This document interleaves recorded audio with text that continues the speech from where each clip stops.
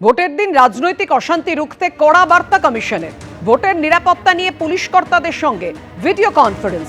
অশান্তি তৈরি করতে পারে এমন ব্যক্তিদের গ্রেফতারের নির্দেশ। কথা বলবো, আমাদের সঙ্গে রয়েছেন আমাদের প্রতিনিধি ময়ূক ঠাকুর চক্রবর্তী। ময়ূক, ভোটের দিন যাতে অশান্তি না হয় কি নির্দেশ দিল কমিশন?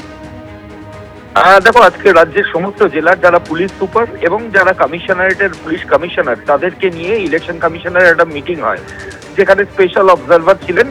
ভিডিও কনফারেন্সের মাধ্যমে এই মিটিং হয় এবং সেই মিটিং এ কমিশনের তরফ থেকে পরিষ্কার যে নির্দেশ দেওয়া হয়েছে যে ভোটের দিন যারা রাজনৈতিকভাবে সমস্যা তৈরি করেন, অবৈধ জমায়েত করেন, ভোট প্রক্রিয়া ব্যাহত করার চেষ্টা করেন, যাদেরকে ইলেকশন কমিশনের ল্যাঙ্গুয়েজে বলা হয় ট্রাভেল মঙ্গার্স, এই যারা নোন ট্রাভেল মঙ্গার্স তাদেরকে 72 ঘন্টা আগে অর্থাৎ নির্বাচনের 3 দিন আগে তাদেরকে গ্রেফতার করে লক আপের মধ্যে রাখতে হবে। কোনোভাবে ভোটের দিন তারা যাতে রাস্তায় না থাকে, এটা কমিশনের তরফ থেকে সমস্ত এসপিকে ওরা নির্দেশ দেওয়া হয়েছে যে যারা নোন ট্রাভেল মঙ্গার্স তাদেরকে ভোটের 72 ঘন্টা আগে গ্রেফতার করতে হবে এবং তারপর তাদেরকে লক আপে রাখতে হবে, যাতে ভোট প্রক্রিয়ায় কোনোভাবে কেউ কোনো ডিস্টার্ব না করে। আর দ্বিতীয় আর একটা নির্দেশ দেওয়া হয়েছে সমস্ত এসপিকে যে যারা হ্যাবিচুয়াল অফেন্ডার, অর্থাৎ যাদের এই ধরনের অপরাধ করার নজির রয়েছে, মাঝে মধ্যেই বিভিন্ন রকম ঝামেলার মধ্যে যারা জড়ান, এই হ্যাবিচুয়াল অফেন্ডারদের তার নামের তালিকা প্রত্যেক থানাকে করতে হবে এবং সেই হ্যাবিচুয়াল অফেন্ডারকে থানার আইসি এবং ওই থানার যিনি এসডিপিও বা অ্যাসিস্ট্যান্ট কমিশনার যিনি আছেন তারা ওই ব্যক্তিকে ডাকবেন, ডেকে তাকে সতর্ক করবেন যে এই ধরনের তিনি হ্যাবিচুয়াল অফেন্ডার হলেও ইলেকশন প্রক্রিয়ায় যাতে কোনোভাবে তার কোনো ইন্টারভেনশন বা কোনো পার্টিসিপেশন না থাকে সেটা ব্যাহত করা। যদি সে সেটা না মানে, ডেকে সতর্ক করার পর, তাহলে তার বিরুদ্ধেও লিগাল স্টেপ নিয়ে তাকে অ্যারেস্ট করার কথা কমিশনের তরফ থেকে আজকে সমস্ত পুলিশ সুপার এবং পুলিশ কমিশনারদের ভিডিও কনফারেন্সে নির্দেশ দেওয়া হয়েছে। ধন্যবাদ ময়ূক।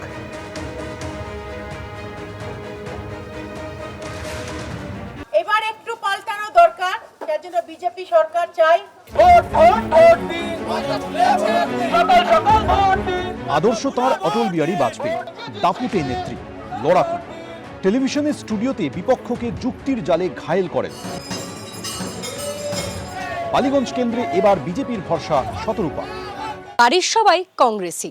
দক্ষিণপন্থী রাজনীতি করার জন্য পরিবারের সঙ্গে হয়েছিল মতবিরোধ, তারপরেও তিনি থেমে থাকেননি। 2011-এ আমার বিরুদ্ধে লেজেন্ডারি তৃণমূলের মানে কি বলবো বর্ষিয়ান নেতা সুব্রত মুখার্জি, আর এবারও অন্যতম ভদ্র সিনিয়র নেতা শোভনদেব চট্টোপাধ্যায়। সেজন্য লড়াই কোনো মতেই আন্ডার এস্টিমেট করা যায় না এবং টক্কর তো হবে। কংগ্রেসী পরিবার, মেয়ে হাত ছেড়ে বিজেপি শিবিরে। 1986-তে বিজেপির সদস্য পদ গ্রহণ করেন। 2009 থেকে সক্রিয় রাজনীতিতে। বর্তমানে বিজেপির জাতীয় কমিটির সদস্য। আমার অ্যাকচুয়াল ইন্সপিরেশন হচ্ছেন অটল বিহারী বাজপেয়ী জি। ওনাকে দেখে আমার মনে হয়েছিল দেশের যদি সেবা করতে হয় এইটাই, this is the process. Vote ময়দানে আনকোরা নন শতরূপা। 2011-তে এই বালিগঞ্জেই ভোটে লড়েছিলেন। সেবার ওই কেন্দ্র থেকে জয়ী হয়েছিলেন সুব্রত মুখোপাধ্যায়, দ্বিতীয় হয়েছিলেন ফুয়াদ হালিম। 5000-এর কিছু বেশি ভোট পেয়ে তৃতীয় হয়েছিলেন বিজেপি শতরূপা। 15 বছর পর লড়াইটা প্রথম হওয়ার।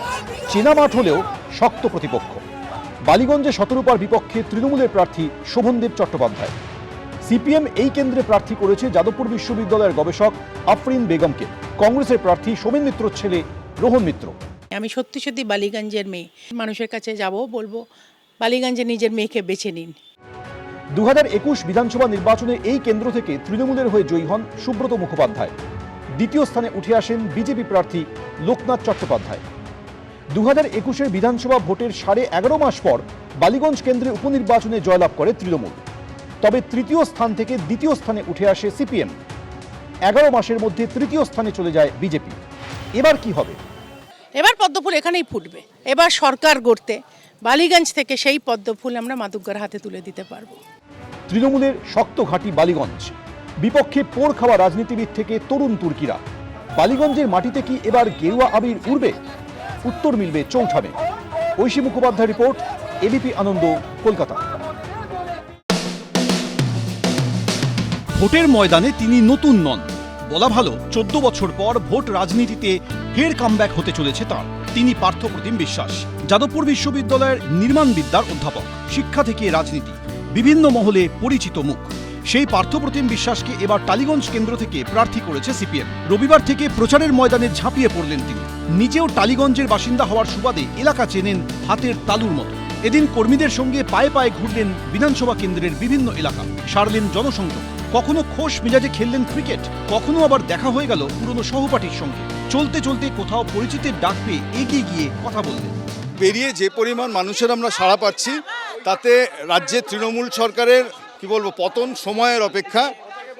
যে পরিবর্তনের আশায়, ইতিবাচক পরিবর্তনের আশায় মানুষ তাদের ক্ষমতা এনেছিল, কার্যত মানুষ এখন পরিত্রাণ চাইছে সেই জায়গা থেকে। আমাদের উপর হৃত আস্থা, যে আস্থা হারিয়ে গেছিল একটা সময়, সেই আস্থা ফেরত পাওয়া লড়াই, এটা আমাদের লড়াই।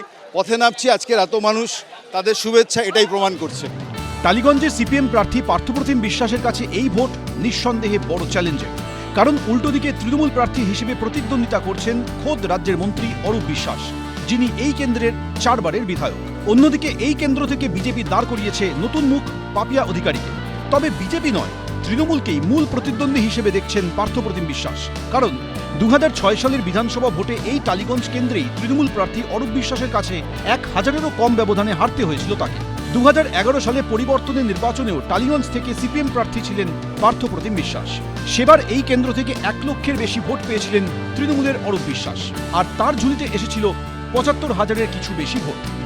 বিজেপিও ইজ নট দ্য অল্টারনেটিভ, ফলে বামেদের আবার চায় মানুষ, সেটাই অন্তত পক্ষে আমার মনে হচ্ছে যে প্রাথমিকভাবে এখানে প্রতিপক্ষ রাজ্যের মন্ত্রিসভার সদস্য বলে এই লড়াই অনেকটা সহজ।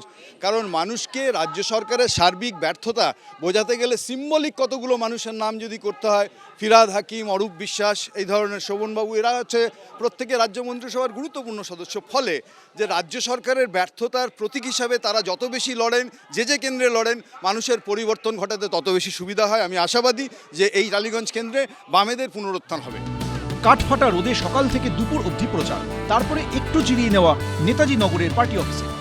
আজকে বিকেলেও আমরা এই যে দুপুরবেলা আমরা শেষ করছি, যখন আমরা আবার বিকেলের একটা প্রস্তুতি নিজেরা নিশ্চয়ই সেরে নিচ্ছি, এবং সম্ভাব্য, কারণ সময় যেহেতু খুব কম, আর টালিগঞ্জ একটা বিরাট বড় কনস্টিটিউয়েন্সি, যেখানে প্রায় 4 আর 5 9টা ওয়ার্ড, ফলে কার্যত প্রত্যেকটা ওয়ার্ডে 3 দিনের বা 3.5 দিনের বেশি সময় পাওয়া যাবে না। তার মধ্যে এই টালবৈশাখীর মধ্যে আসবে, অনেক দিনের প্রচারই ভেস্তে যায়, বিশেষত বিকেলে।